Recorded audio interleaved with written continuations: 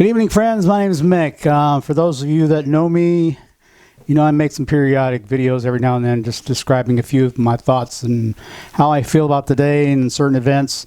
And those of you that don't, this will be a moment that will maybe open your mind to some thoughts, maybe give you some rationalization as to how you might feel as well about what's going on right now with the COVID-19 situation. I know that everybody's pretty much uncomfortable with having to stay at home and have to worry about can they get out and do the normal things that they used to do a few months ago.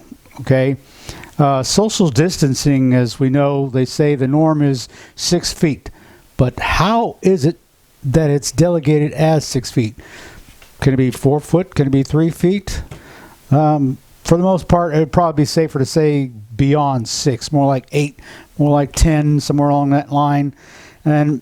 And as far as that, you know, there's a lot of people out there that they're not pretty well set, and which I can pretty much feel for them as well, because, you know, there's a lot of people that want to go out there and do as they please and do what they want and feel like they don't want to be stuck in this police state or nanny state type era situation where they feel that they can't go out there and do what they want, which is in essence causing all these protests out there in different states and counties and different areas, you know, whether because they're out there rallying and protesting against the fact that they can't do what they want, and they feel like the government is intervening and getting into their business, what they can't do what they want with their civil rights, you know, which is being able to go around freely.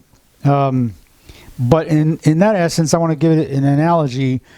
Say, for an example, that a person walks into a restaurant. If for an example, these states like Florida, which they're already talking about opening up certain areas of the beach line and certain stores, and more so in Georgia, which they are talking about opening up either today or within the next couple of days, start opening up small businesses. But that in itself is something that you really need to consider, not for so much as far as North Carolinians, because I know a lot of us here locally don't want to take that chance, and I wouldn't want to necessarily want to take that chance and going to a restaurant and, say for an example, you walk into a restaurant and somebody happens to come in there behind you, and that person infects 20 customers. Now, what that's going to do to you as well as the restaurant themselves, it's going to be a really risky thing to be bothering with. And I don't think anybody wants to take that chance of going into a restaurant and taking a chance of catching something, let alone from the waiter, the cashier, the food person, the prep person that makes your food. You know, these are all things that we need to take in consideration as to what might happen, because there's so many things involved as far as not just the social distancing part, but as far as other businesses that if you go into a restaurant, for the main thing is, like I saw in the news on CBSN News, and which did make some sense. If somebody walks into a restaurant in there and orders something, or if they go down and sit down, they have to worry about what is the history of the waiter or the cashier or the prep cook behind her. Can you see beyond the counters there to tell whether or not they're wearing gloves, or if they're wearing face masks, or if they're handling your food, if they're sneezing on it, whatever. That's a pretty risky thing to be taking a chance on when it comes to having your civil liberties out there, and you want to, you know, walk around and do everything else, you know, go to drive-ins, like I've seen in some of the news where they're using drive-in theaters so they can go out and have some kind of social distancing, and still there's some amount of feet, not versus walking into a walk-in theater where your chances are more likely you're going to be sitting somebody not even 6 inches away. You know, the chairs are pretty close together.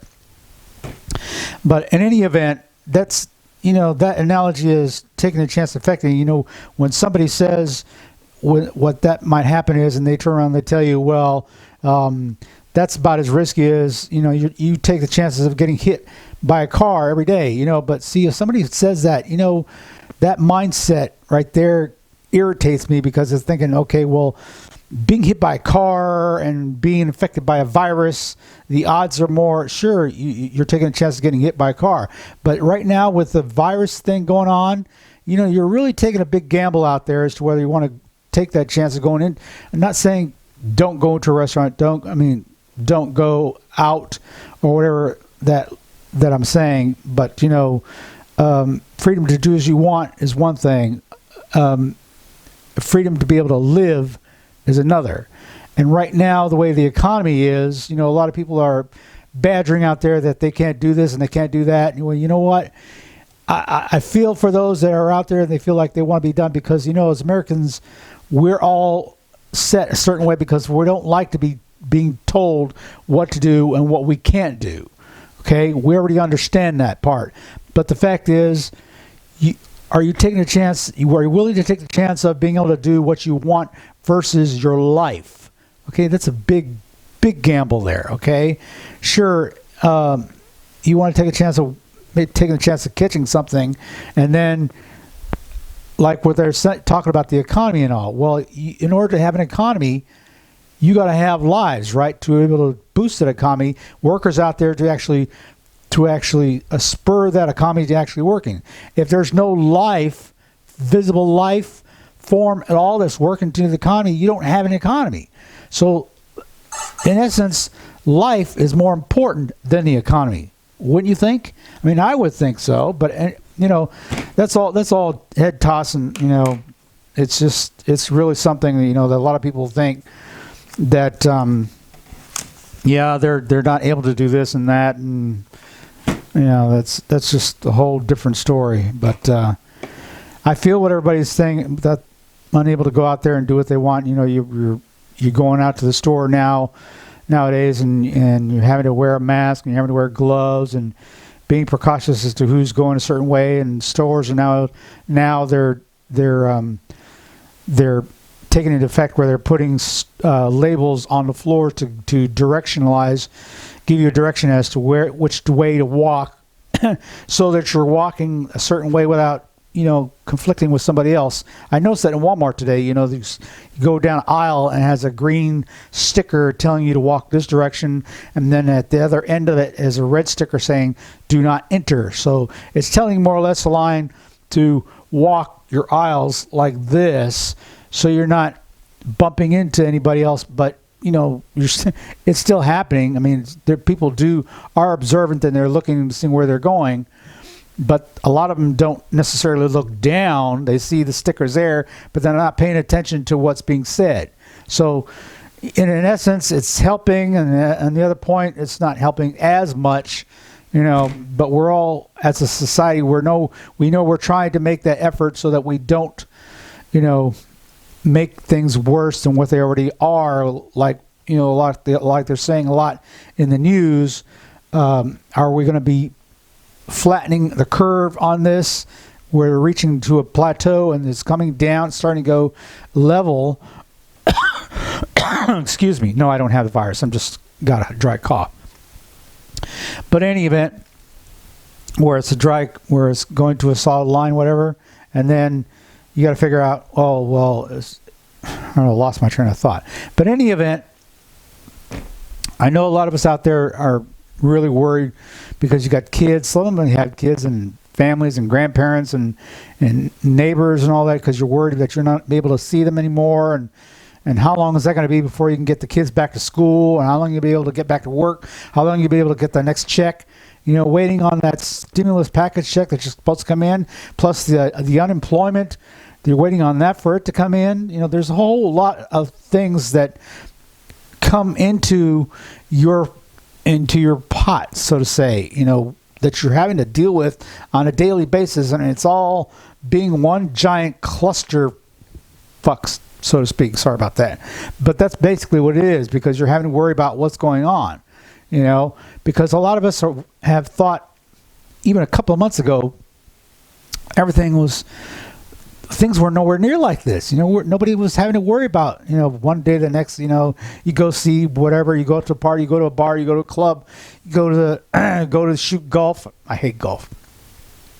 You go shoot basketball, whatever, you know, go to the games, watch football, whatever. All that has been wiped away. You can't even go to the movies. Of course, now everybody's norm, Netflix or Prime, whatever, you know.